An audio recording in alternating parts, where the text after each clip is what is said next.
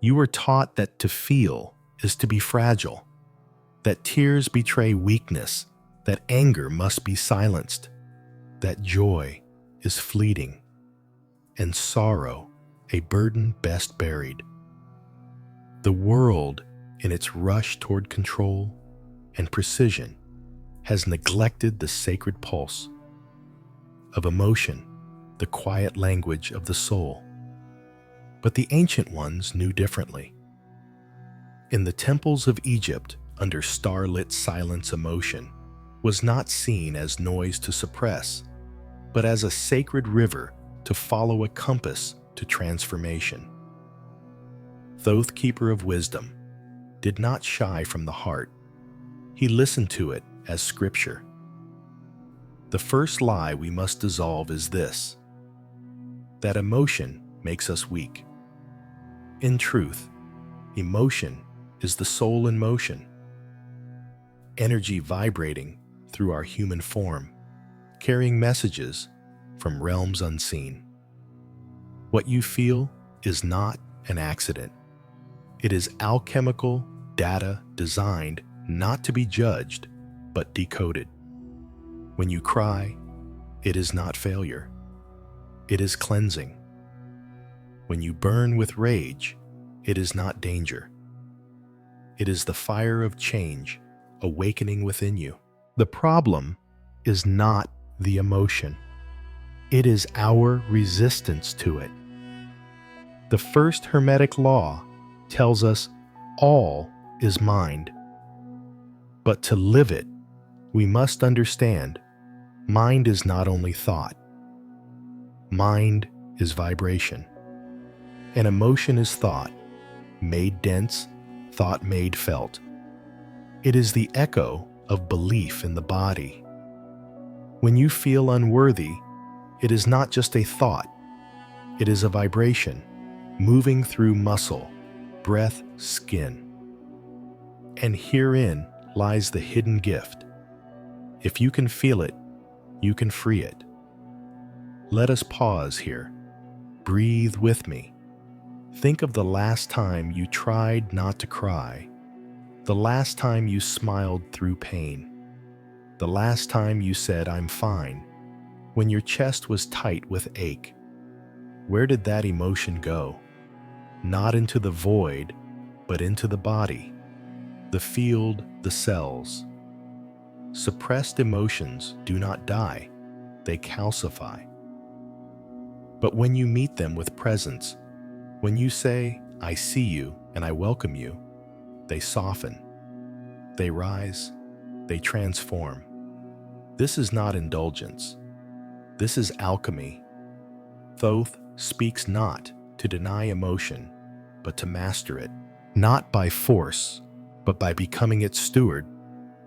He invites us to feel consciously, to allow the emotion without letting it possess us, to name it, hold it, and ask, "What are you here to teach me?" Here is a simple practice. When an emotion arises, especially a negative one, pause. Place your hand on your heart. Name the feeling without story. Not, "I'm angry because," just anger, or grief, or fear. Speak it aloud if you can. Then breathe. Stay. Do not flee. Ask inwardly, what belief is vibrating here? What does this feeling need? Wait. Listen. Often the answer is not logic. It is breath, stillness, or presence. In that space, you begin to transmute. You may discover that beneath rage is grief. Beneath grief, a memory. Beneath the memory, a forgotten truth that you long to be loved as you are. This is the true gold. Not the mask, but the message beneath it. And only when you stop resisting, only when you open, can you receive it. The alchemist does not discard lead. They transform it into gold. And so your pain is not the end of the story. It is the beginning of power. Your tears are not weakness. They are waters of awakening. Your emotions are not flaws. They are frequencies asking for your attention. So let us begin this journey, not by pushing feelings away, but by welcoming them in. Let us sit at the hearth of the heart and listen not with analysis, but with reverence. The Hermetic path does not float above emotion. It roots deeply into it, and from there rises. The lie of emotional weakness begins to unravel. You begin to feel again, not as a victim, but as an alchemist. Not as one broken, but as one becoming whole. Emotion is not random. It is resonance. Every feeling that rises within you carries a unique signature, a vibration echoing across the field of your being. Joy hums like a soft golden bell. Sorrow slows the current like a deep river bend. Anger crackles red, sharp electric. These are not mistakes. They are frequencies calling you into alignment. Thoth, who etched the laws of vibration onto the tablets of timelessness, reminds us gently, nothing rests. Everything moves. Everything vibrates. This is the third Hermetic principle, vibration, and through it, we begin to see that emotions are not obstacles. They are instruments. Instruments that, when played consciously, reveal your inner symphony. You are not cursed with feelings, you are composed of them. And once you learn their language, you begin to harmonize your life. Let us imagine emotion like music. If you strike a chord of grief, it vibrates not just in your chest, but in the people around you, in the events that unfold, in the thoughts that follow. The outer world seems darker, not because it changed, but because your inner frequency filtered your perception. You are always broadcasting, always receiving. Your feeling is the station, your life the song. This truth transforms how we move through emotion. It teaches us to stop fearing it and instead to ask, what is the tone I am carrying? What is the melody I am weaving? Let's bring this home. Imagine waking up in the heaviness of apathy, the dullness that says, why bother?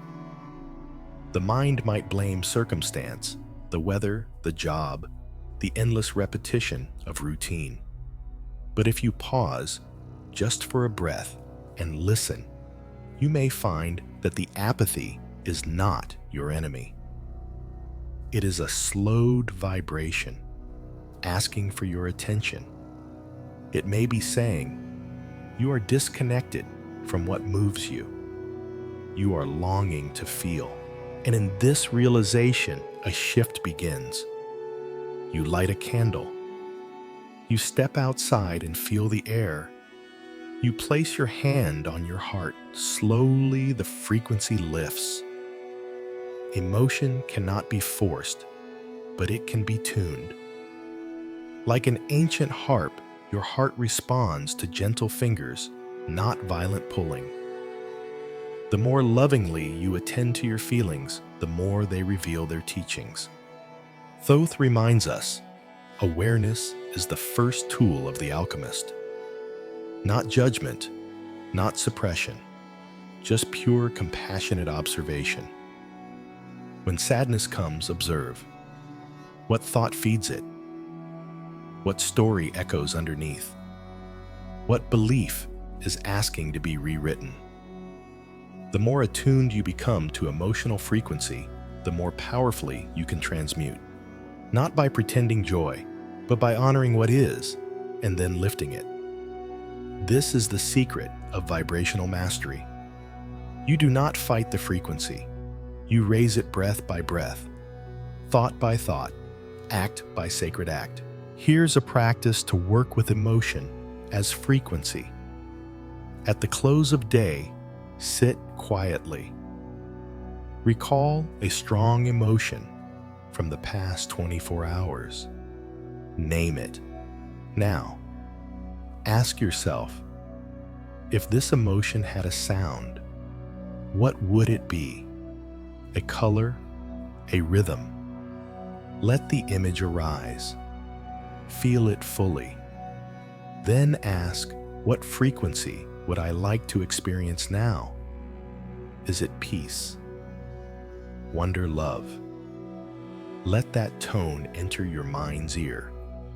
Breathe it into your body. Visualize the shift. You are not faking, you are tuning. Quantum science tells us that the observer affects the field. What you focus on changes. And in this, the Hermetic Law of Mentalism meets the law of vibration. Thought directs frequency. Feeling amplifies it. You are not simply reacting to life. You are shaping it in every felt moment. So the next time emotion arises, whether stormy or soft pause, feel its wave. Then remember, you are not the wave. You are the ocean.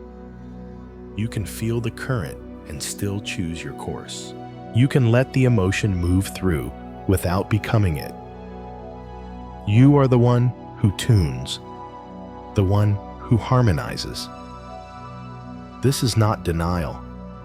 This is divinity in action. Emotional mastery does not mean you feel less. It means you feel more wisely. You hold the power not just to feel, but to transform feeling into fuel, into clarity, into compassion. You are not a victim of your vibration. You are its sculptor. You are the sacred frequency weaving your life into form.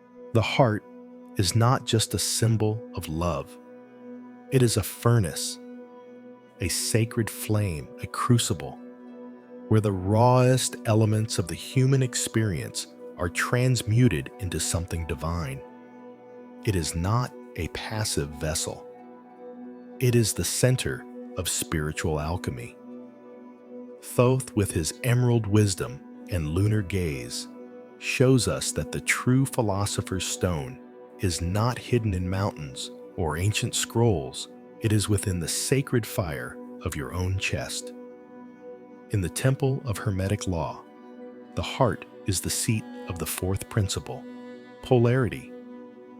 All things are dual. Opposites are identical in nature, differing only in degree. And so, love and hate, joy and sorrow, courage and fear, they are not enemies. They are twins sleeping head to head. The alchemist does not reject one to keep the other. They turn the key of awareness and shift from one pole to the other. This is the art of inner transmutation. And it begins with the heart. To feel deeply is not a flaw. It is a calling. Your sensitivity is not weakness. It is alchemical potential. In the fire of the heart, every wound becomes a portal. Every ache becomes a teacher. When grief rises, it is not there to break you. It is there to be burned consciously, lovingly, until what remains is wisdom.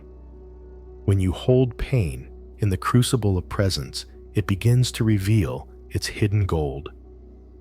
Let us take a real moment. Think of a time you were betrayed.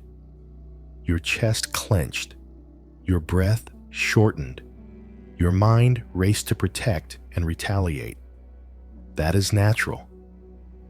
But now, imagine you had paused, placed a hand over your heart, and instead of collapsing into the polarity of blame, you asked, what truth does this pain contain? What part of me still longs to be seen, to be honored? In that moment, the fire changes. It no longer consumes, it transforms. This is not spiritual bypass. This is sacred process. Alchemy does not deny the poison, it transmutes it. And the heart is the only place capable of such work. The mind can analyze, the body can express, but only the heart can turn sorrow into compassion, judgment into understanding, rage into clarity. In Hermetic thought, every pole contains the seed of its opposite. The heart is where this truth becomes felt. When you bring loving awareness to your grief, you are not adding love to pain. You are revealing the love that was always hidden within the pain. When you sit with fear and breathe into it, you may find beneath it a forgotten courage. This is polarity made practical. This is the real inner work. Here's a simple but profound practice. When emotion arises, especially when it burns hot, do not seek to fix it. Instead, sit. Close your eyes. Bring awareness to the center of your chest. Visualize the heart as a golden flame gently flickering. Then ask, what is the opposite of what I feel? Not to suppress or replace, but to remember the full spectrum. If you feel rejected, sense the frequency of acceptance. If you feel rage, hold space for peace. Let both exist like waves passing through the same ocean. And then choose not with force, but with frequency. In this choosing, the alchemist is born. This is how Thoth speaks to those ready to listen, not with rules, but with resonance. He does not demand purity, he reveals balance. The heart does not need to be fixed. It needs to be felt. And in feeling, it reclaims its rightful place not as a wounded organ, but as a divine forge. To walk this path is to become intimate with contradiction, to know that love can grieve, that peace can rage, that joy can cry. You are not here to be one thing. You are here to remember the wholeness that holds all things. The heart is not linear. It is cyclical, rhythmic, lunar. It does not obey logic. It obeys truth. And when you let it lead, life becomes less about control and more about coherence. You begin to live in harmony with yourself, and thus with the cosmos. So, tonight, as emotion stirs or softens, remember, this is sacred material. This is lead waiting for your inner fire. Do not run. Do not numb. Place it in the crucible of your heart. Watch as the old form breaks down. Feel as something brighter begins to rise. You are not broken. You are becoming. As within, so without. As above, so below. These words are not poetic flourishes. They are blueprints. The fourth Hermetic principle. Correspondence reminds us that there is no separation between the inner and outer worlds. Every emotion you carry within your chest shapes the geometry of your life. Every belief you repeat like a silent prayer becomes the architecture of your days. And yet so often we search for change outside ourselves, when the true transformation begins in the emotional soil of the soul. The heart is a microcosm of the universe, beating to the same rhythm as stars, tides, and cosmic breath. The moment you shift your emotional frequency, you align with a different octave of experience. This is not wishful thinking. It is spiritual law. Life is not happening to you. It is happening through you. Thoth, who saw through dimensions and transcribed the laws of reality, offers a mirror. He shows that your relationships, challenges, and patterns are not punishments but reflections. If you feel unseen by others, perhaps there is a part of you that you have refused to look at. If you are constantly giving and feeling depleted, perhaps there is a belief that your worth is measured by your sacrifice. What you experience is a correspondence of your core vibration. This is the great relief and the great responsibility of Hermetic wisdom. You are not a victim of life. You are a co-creator of its form. Let's take this into the ordinary. Imagine a day where everything feels off. A stranger cuts you off in traffic. A friend forgets to check in. Your own reflection in the mirror feels distant. Rather than blaming the world, pause. Ask, what am I broadcasting? What script is playing in the background of my being? You might hear an old belief rise. I'm not valued. And just like that, the mirror becomes clear. The world is reflecting not your worth, but your belief about your worth. And here lies the power. If you shift the belief, the mirror must shift too. The alchemist does not wait for the mirror to change. They change the image within. This is why emotion is the key. It is not enough to say I'm worthy. You must feel it. Speak it with your cells. Breathe it into the tissue of your heart. When you embody a new vibration, the law of correspondence responds. The universe cannot help but rearrange to meet your new resonance. Let's practice this. Tonight before sleep, choose one emotional pattern you want to transform. Perhaps it's anxiety or guilt. Sit quietly, close your eyes, feel it fully, not to drown in it, but to become intimate with it. Then ask, what opposite emotion corresponds to my divine essence? Is it trust, peace, innocence? Let that emotion rise like a sun in your heart. Visualize it radiating out as though your chest is a lighthouse. Then whisper, as I feel this within, I call it forth without. Repeat it slowly. Mean it. Let your inner field harmonize with the world you wish to see. This practice is not about control. It's about coherence. It's about bringing your inner world into vibrational harmony with your outer intentions. The universe does not speak in words, it speaks in frequency. It responds not to what you say, but to what you feel as true. When your emotional world becomes a sanctuary of truth, your outer world begins to reflect beauty, synchronicity, and ease. You find that conversations flow differently.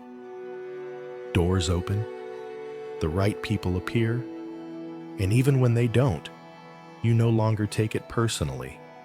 You take it as a mirror and adjust the frame. This is spiritual sovereignty. This is Hermetic maturity. To live not as a leaf in the wind, but as the wind itself. To understand that every emotion you tend within is a note in the great song of life. That your heart is not separate from the stars, but a reflection of their harmony. So, as you move through your days and into your dreams, live as one who understands. The universe is listening to your feeling. Life is a correspondence of your vibration, and every moment is another chance to write a new resonance into the script of your soul. You are not waiting for life to change. You are changing, and life is listening. There comes a moment after the spirals of feeling the fire of transmutation, the sacred witnessing of inner patterns, when something inside you grows still. not numb, but sovereign. This is not the stillness of avoidance nor the frozen hush of fear. It is the quiet of integration. The heart, no longer tossed by every wind, begins to radiate with knowing. The alchemist within has awoken not to escape feeling but to embody it, to master it, without suppression, to live from a well of deep presence. This is emotional sovereignty. Thoth never taught that to be enlightened is to be emotionless. He did not ask the seeker to suppress grief or numb anger. Rather, he offered the higher path to transcend by integration. The final Hermetic principle, cause and effect, teaches that every action has its consequence. Every vibration creates its ripple. And so too with emotion. What you feel without awareness governs you. What you feel with presence transforms you. You become cause, not consequence. You stop asking the world to change for your peace. You become peace. To reach this place is not to bypass emotion, but to sit with it so thoroughly that it no longer owns you. You cry without drowning. You rage without harming. You feel everything and choose your response from clarity. Like a seasoned flame tender, you feed the sacred fire of your heart with intention, not reaction. Imagine this. You walk into a familiar conflict, an old pattern perhaps with someone you love. The trigger arises. The emotion floods in. But this time, instead of reacting on reflex, you pause. You feel the heat rise in your chest. You acknowledge it. You breathe. You remember, I am not this feeling, I am the space that holds it. And from that space, you speak differently. Softer, truer, not to win, but to connect. That is sovereignty. Sovereignty does not mean control. It means choice. It means you are no longer ruled by unconscious tides. You are the one steering the vessel of your being. Thoth called this the inner throne, the place where the scribe becomes the sovereign, not by denial, but by mastery. And it is here that your transformation becomes service. You become a presence of permission. Your stability gives others space to feel. Your clarity becomes a torch for those still wandering the maze of their emotions. This is the real magic. When you transform your emotional body, your field affects everything it touches. You walk into a room and shift the frequency, not by words, but by being. You don't need to fix people. You hold resonance, and in that field, others remember how to return to themselves. Let this be your practice. At the end of each day, sit in stillness. Ask yourself, where did I respond from sovereignty? Where did I react from pain? Not to judge, but to witness. Then place your hands on your heart. Feel its pulse. Say gently, thank you for feeling. Thank you for guiding. I am listening. This simple act realigns you with your throne. And when difficult emotions arise again, and you will not see them as failures. You will greet them like familiar guests. Ah, you'll say, old grief, you've returned. What do you need to release? And in this conversation, the heart becomes an alchemical temple, not only for you, but for the world you touch. Sovereignty is not cold or detached. It is warm, wise, and embodied. It is the middle path where emotion and awareness walk hand in hand. You are not becoming perfect. You are becoming whole. So remember, every time you pause before reacting, every time you breathe through the storm, every time you choose love, where habit would choose fear, you are living the great work. You are transmuting lead into gold, not in a laboratory, but in the chambers of your living heart. You are the alchemist. You always were.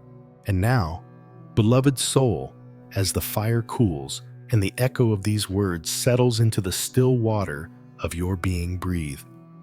You have not just heard teachings, you have remembered something ancient, something essential. The heart once seen as a tender weakness now stands revealed as the strongest sanctuary you possess. Not because it avoids feeling, but because it transforms feeling into wisdom. You are not broken. You are not too much. You are not behind. You are in the alchemical process. Your emotions are sacred. They are maps, messages, and messengers. They are not here to overpower you. They are here to awaken you, to call you back to your throne. So walk forward gently, but with power. Live each day, not in resistance, but in reverence. Let the teachings of mentalism, polarity, vibration, correspondence, and cause and effect become more than ideas. Let them become embodied truth. Let them guide your breath, your choices, your presence, because the world does not need more numbness. It needs awakened hearts, yours included. If this teaching moved, you share your experience in the comments. What emotion are you learning to transmute? What truth are you reclaiming in your heart? Subscribe to keep walking the Hermetic path with fellow seekers. Turn on the bell to receive each future activation. Like this video to help others remember the alchemist within. Share this with someone who's ready to feel deeply and transform completely.